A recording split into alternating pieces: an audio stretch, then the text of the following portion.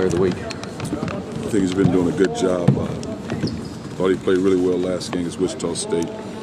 He was aggressive, he was in attack mode. I think the one thing he's done a good job of, probably goes unnoticed, is he's doing a better job rebounding the basketball, especially on the defensive side of the ball. You guys feel like you got the offensive kinks worked out in that Wichita State game? You take one game at a time. I think that's the most important thing. I thought we were more aggressive. Playing at home. Of course, it's different when you play at home. I thought we were very assertive. I thought guys were in attack mode, and that part was good. What about Presbyterian tomorrow and what they bring? That team, they'll probably play zone the whole game, so it'll be a good test for our guys. But for us, we got to get out and run. We spend a lot of time in transition, whether it's the zone or man, just really being aggressive, attacking, but also getting the ball inside via man or zone. How much have you seen Brandon Lopez improve in order for him to get the playing time that he's been getting?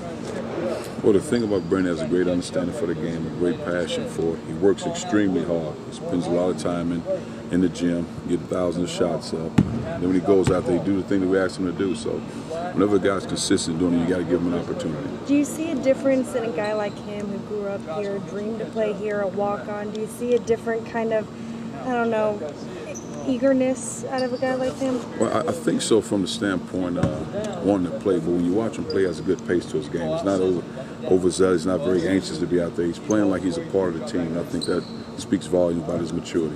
He said he's learned a lot from Trey. Do you kind of use Trey kind of to help him, and does Trey kind of take on that role of being kind of like a teacher to him? I think they've really helped each other. One thing Trey does, he stays aggressive in attack mode offensively, so now it puts pressure on Brandon to defend at a high level. But it helps Brandon defend when he pressures him full court. It makes Trey work, but it also helps Brandon from a defensive standpoint. When you were a player at Purdue, were there any walk-ons that were big contributors to that program in terms of playing minutes, not just guys who helped in practice, but guys who played during games? Well, Coach Katie, he was big on guys. If you're walking on an opportunity to play. Purdue lost to go to the Final Four against Wisconsin. Their starting point guard was a walk-on. Chad Kirkhoff did a good job running the team. But Coach, it really didn't matter. On my team, we had a guy who was a captain, Tim Irvin, was very successful as a walk-on. Didn't play a lot, but he was a tremendous leader. So we take pride in that. We take it very seriously. When you look at just the past 10 years or so of this program, you've had Juwan Smith, who came as a walk-on, turned down offers to do that, and then you got Skyler, who's obviously starting now, and now you got Lopez, who's playing.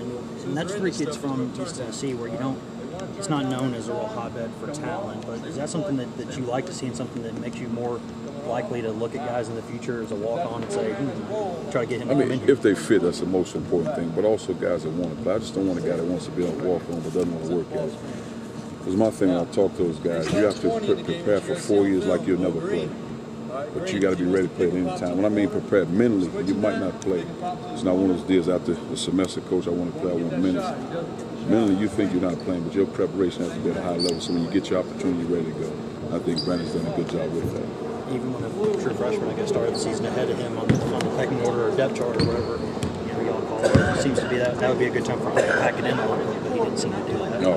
Well, the thing about our guys, I tell you, you earn the minutes you get. He's been consistent with he's earned it, so he get the minutes.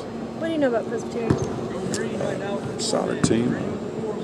They got all their guys back. They've had pretty much every game 1 or 2 guys out, and I think this will be the first time they have everybody back and ready to go. They want to push the ball. They'll play zone defensively, and their offense, they run some ball screens. Offense that we've seen before. Do you see anything different from these guys, given that the record kind of changed from hearing the same questions about the offense to after the Wichita game, basically?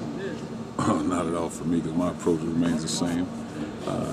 And we practice a certain way. I think the thing for us, the 2 teams we played, that is just style and that mode. And we're similar from a grind-out physical style game. So that's the way the games look. To our guys, I thought they did a tremendous job. And we didn't make shots, but we defended on the road like that. Now you come back home, you're in your environment, you still defend, you're able to score the ball and play. And it's a part of it. For us, it's just taking advantage of the situation. But like I said, I really didn't talk about it. As long as we practice and perform, we put ourselves in a position, we leave it alone. I guess I meant more like, even in practices since then, have they looked looser or anything like that? Maybe not pressing or anything? Well, I think with anything, that brain's a powerful tool. When you're making shots, you win ball games, a different atmosphere. I always thought the preparation, the toughness, the focus is there. But when you're not making shots and you have a tendency to be hesitant, second-guessing yourself as a player, because I did it when I was a young guy. But then when you make shots, you win ball games, it goes away. And I think that's what happened. What can you get out of these 2 games. You get yourself a couple more marquee W's. non-conference games, but Trying to get wins. I think that's the most important thing. You got to get better. You're trying to get wins out of it. I think that's the biggest thing we have to do. We have to continue to win. More important, you got to protect your home court. However you have to do that, you got to protect your home court.